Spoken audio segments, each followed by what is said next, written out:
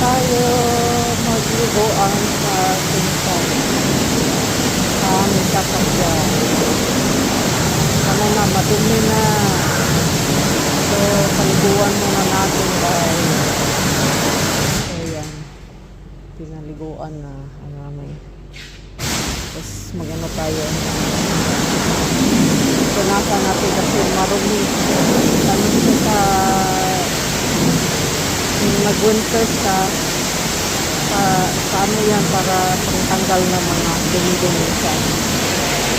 Kasi yung madulas yung daan, so naglagay sila ng salt sa daan para hindi madulas. Kaya mga puti-puti siya. Ayan, uusok guys. Uusok.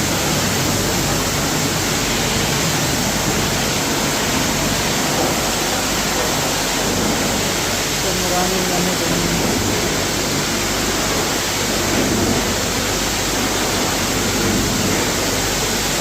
Minsan ito yung ginagamit ko